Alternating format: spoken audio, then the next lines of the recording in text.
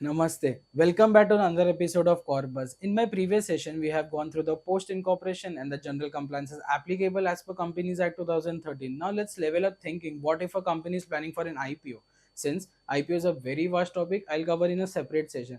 Now let's assume and let's focus. What if, with the God grace, the company is listed? So, what are the quarterly? What are the half yearly? What are the yearly? And what are the event-based compliances that a listed entity generally undertakes during the year?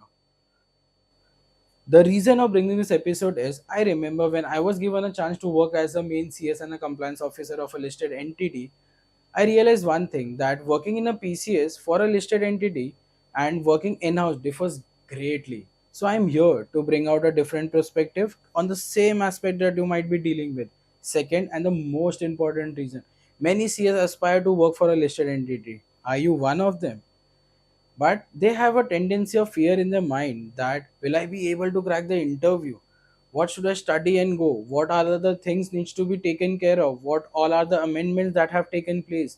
So don't you worry, I am here to help you out. So stay tuned and subscribe the channel.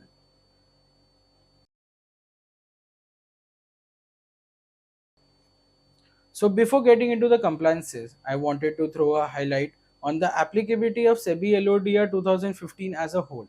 So Regulation 3 talks about the applicability. It says, unless otherwise provided, the following regulation shall apply to a listed entity which has listed any of the following designated security on the recognized stock exchange. So if you could see, then any of the security, if listed on the stock exchange, then SEBI LODR 2015 would be applicable. And if you could see on the right hand side, there are dedicated chapters to every subsections. So, and chapter 1, 2, 3 are common for all. So evaluate wisely under which subsection does your company falls. And let me tell you one important thing. Majority of CS who works for the listed entity falls under subsection A and subsection B. Subsection A deals with the specified security. So specified security means equity and convertible security, and non-convertible security means debt security, non-convertible redeemable preference share, perpetual non-convertible preference share, and perpetual debt securities. Due to the time constraint, my entire focus of this episode would be on the subsection A, that is specified security listed on the main board or SME exchange, including the chapter 4. But for the benefit of the community, I have covered all the compliances that is applicable to the non-convertible security in my Excel sheet that you might get given in the description. Now that you have an overview over the applicability, the 2 points that I need to highlight is first, it is said that once LODR is applicable, it will apply even if your market cap criteria or any other criteria as specified by the board is not met in the succeeding year. But there is an amendment to it. Now it says stock exchange will prepare a list of entity as on 31st December as per average market capitalization, based on which if the company does not fall under such criteria for 3 consecutive financial years, then SEBI LODR shall not be applicable. Second, if you remember that if specified securities are listed, Chapter 4 applies. So under Chapter 4, there are corporate governance regulation, that is Regulation 17 to 27 and Regulation 46 to B to I and Regulation 46 to T. It does not apply to the company if in the previous 3 consecutive financial years the criteria is not met as per Regulation 15.2, and also to the listed entity which has their specified securities listed on the SME exchange. So check and evaluate wisely. So what are the things needs to be taken care of, and subsequently I'll cover all the compliances that would be applicable in the upcoming financial year. So stay tuned. The first compliance is regarding the closure of the trading window, which is usually done 1 2 days before the quarter ends in the PDF in the XBRL format. Simultaneously, mails are sent through the HDD software to all the insider and the designated persons regarding the intimation for the closure of trading window. Plus, there's an important amendment which talks about depository pan freeze. So it is nothing but a great step to curb the insider trading. How? Let me explain you. If you remember, just I said that emails are sent to the HDD software to all the insider and designated person. So you also intimate that you are not eligible to trade the securities of the company in the closure of the trading window. But it might be possible that knowingly or unknowingly that insider or the designated person might trade the securities of the company. So, and there are many cases in the court of law regarding the same. And to curb this insider trading at a greater level, the depository has come out with the amendment which says that the same list that is uploaded on your HDD software needs to be uploaded on their data site also. And once the list is uploaded and after filling all the required informations, the NSDL or CDSL, whoever is your designated DP, will freeze the pan of all the insider and DP. So you might be thinking, तो इससे क्या होगा? But think logically. Once your pan is freeze, you cannot trade the securities. So don't you think is a great step to curb the insider trading? Coming back, the third compliance that a listed entity undertakes is the default on the payment of principal and interest of loan and unlisted debt securities. So it is usually done within 7 days from the end of the quarter in the PDF format. It is applicable as per Section 5B of SEBI Circular 11th July 2023. Next compliance is regarding Regulation 74.5 of DP within 15 days from the end of the quarter in the PDF format. Next is regarding the Regulation 13.3, which talks about investor giverance. It is also done within 21 days from the end of the quarter in the XBRL format. Next is regarding Regulation 27, which talks about corporate governance within 21 days from the end of the quarter in the XBRL format. And if you remember, in my initial video, I have talked about the corporate governance regulations. So if your company does not fall under those regulations, then this compliance would not be applicable. In Regulation 31.1 of shareholding pattern, which is usually done within 21 days from the end of the quarter, HDD compliance certificate. It is similar to the HDD software that you maintain internally. So it is usually done within 21 days from the end of the quarter in the PDF format. One important point to highlight is it is applicable only to whom the regulation 24A is not applicable. Next is regulation 76 of DP. It is nothing same like past 6 for unlisted company. So it is usually done within 30 days from the end of the quarter in PDF and XBRL format. So imagine like a story. So once your quarter is near to the end, you start with the closure of trading window, and in the subsequent 10 to 15 days, you try to cover all these compliances. Once you complete these compliances, you proceed with the board meeting compliances.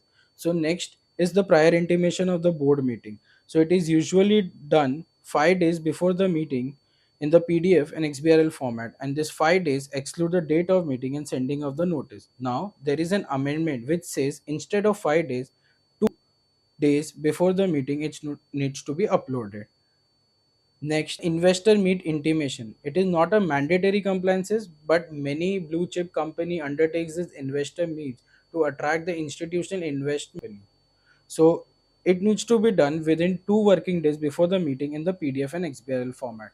So once this prior intimation of the board meeting and investor meet, if applicable, is uploaded, then on the day of board meeting, once your board meeting is completed, the next compliances would be the outcome of the board meeting that needs to be uploaded within 30 minutes from the meeting in the PDF and XBRL format. And next compliance is regarding the financial result that you upload within 24 hours from the outcome of the board meeting in the XBRL format.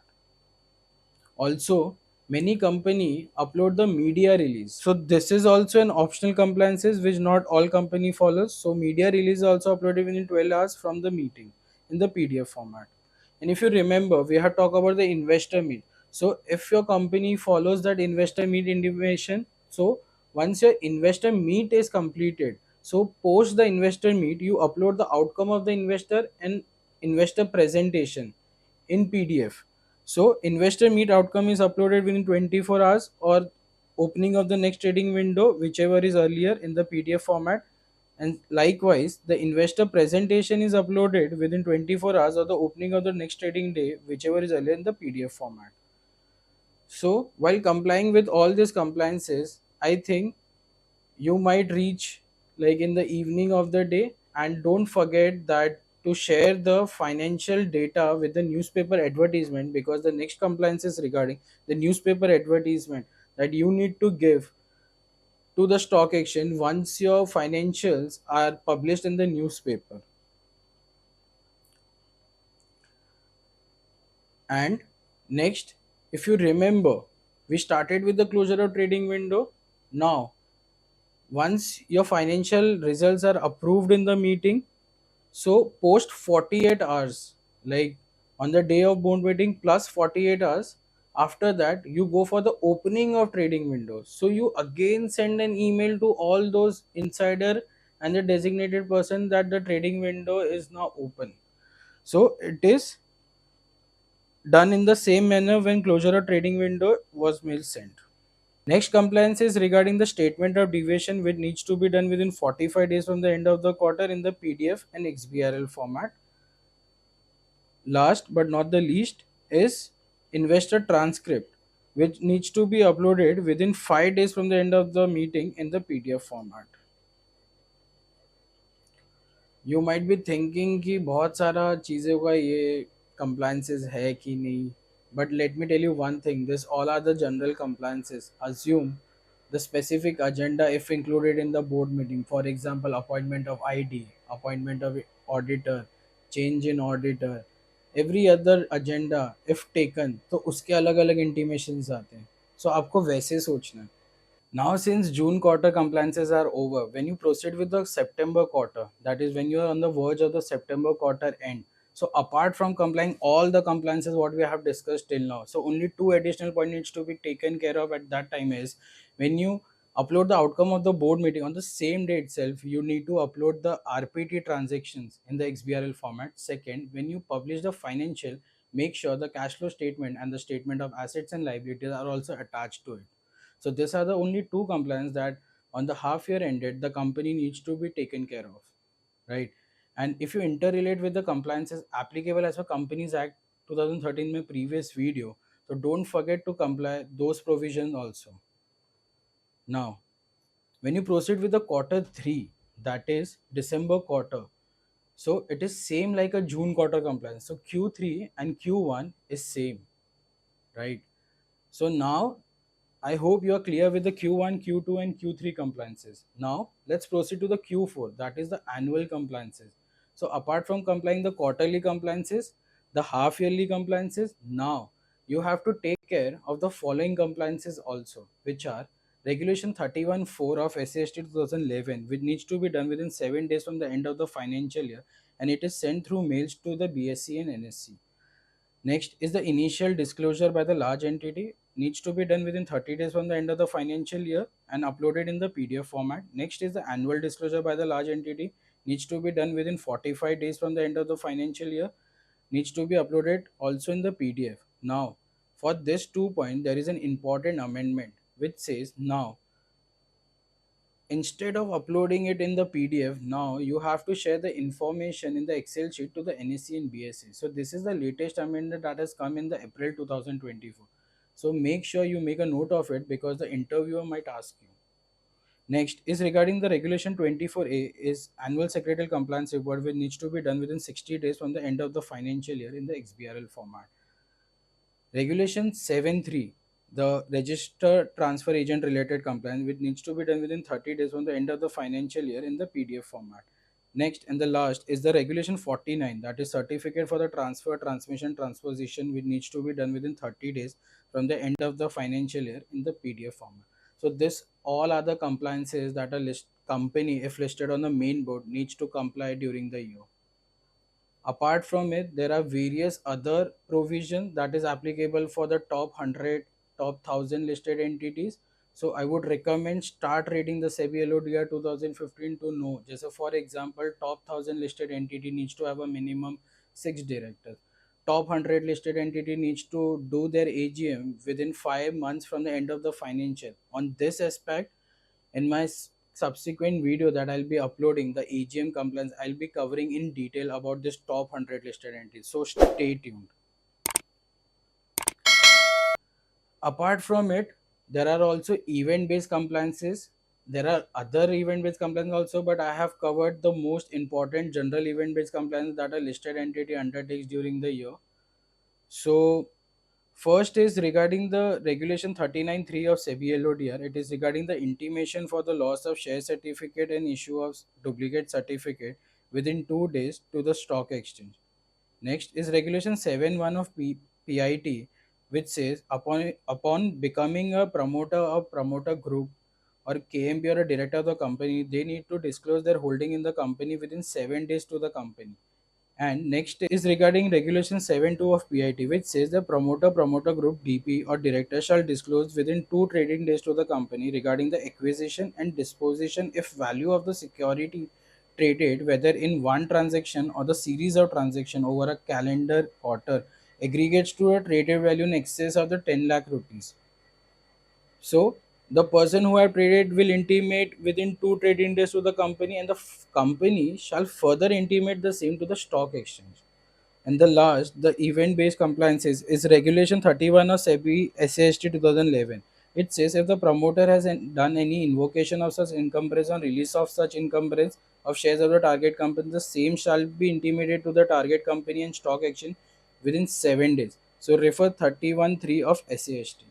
So this all are the compliances that I need to highlight. I hope I was able to help you out to know what are the quarterly, what are the half yearly, what are the yearly, and what are the event based compliances that a company undertakes if listed on the main. Now let's switch to the company who is listed on the SME board. As per Regulation 33.5, which relates to the financial statement, it states that for the purpose of this regulation, any reference to the quarterly quarter in case of a listed entity which has listed the specified security on SME exchange shall be respectively read as the half yearly and half year, and the requirement of submitting year to date financial results shall not be applicable for a listed entity which has listed the specified security on the SME exchange. So, what's the inference from this? That in the main board wherein the financials are uploaded every quarter, and every quarter we have a compliance regarding to the board meeting, those are same would be applicable on the half yearly basis for the company listed on the SME exchange. Second, if you remember in my initial episode, I have discussed that there are certain corporate governance regulations from 17 to 27 and regulation 46. It does not apply to the company who are listed the securities on SME exchange. So these are the two important exemptions given to the company which are listed on the SME board, which differentiate the company from the main board. So let's dive into the quarterly, half yearly, yearly compliances applicable to the SME companies. So, with respect to the compliances for a good corporate comparative analysis, instead of noting down the compliances that are applicable for the quarter, half yearly, yearly, I would just write down the applicable or not applicable in front of the compliances that we discuss in the main board. So, going with the quarterly compliances, the first and the second compliances is applicable only on the SME companies on the half yearly basis unless voluntarily disclosing it. Third, compliance regarding the default on the payment of interest and the loan and the unlisted debt security, it is applicable. Next, Regulation 74.5 of DP, it is also applicable to the SME companies. Next is regarding the investor grievance, it is also applicable to the SME companies. Next is corporate governance. So if you remember, we have discussed. So I hope now you can make a inference from yourself that it won't be applicable. Next is regarding the shareholding pattern. So it is also applicable on the half yearly basis. Next is regarding the SGD compliance certificate. So it is applicable to the SME companies also. Regulation 76 of DP. So it is also applicable on the SME companies. Apart from it, the next all the compliance that we discuss in the main board regarding the board meeting and the financial, I hope when I started with this SME exchange main pointers, I told you that any reference regarding the quarterly result would be constructed as a half yearly. So every compliance a year would come on the half yearly basis. So in Q1, only above of the following compliance that we've discussed are only need to be done. Then Q2, when the September quarter ends. So apart from the board meeting compliances, right? The two important compliance we discussed in the main board regarding the RPT transaction and the cash flow statement. So from it, the RPT transaction is not applicable, but the cash flow statement and the asset of statement and liability is applicable. Also, there is an important point to note that SME exchange has an exemption to follow the Ind AS, so please check once. Next, Once this Q2 is over, right? So in the main board also I have said ki Q3 is similar to the Q1. So in SME companies also in the Q3 you will be following all the compliance that was applicable in the Q1. Now let's jump to the Q4. So what all the compliances that were applicable on the main board is applicable to the SME companies also. So I hope you got a good comparative analysis. So what are the compliances applicable for the main board and what are the compliances applicable to the SME board? So if you have any doubt and want to connect with me and be a part of Corp Buzz clan, then do fill the Google form given in the link in the description. So I want to conclude my episode here by a quote that I always remember while making these episodes is disseminating knowledge is the basic human duty, sharing it about so that all can benefit. Jai Hind.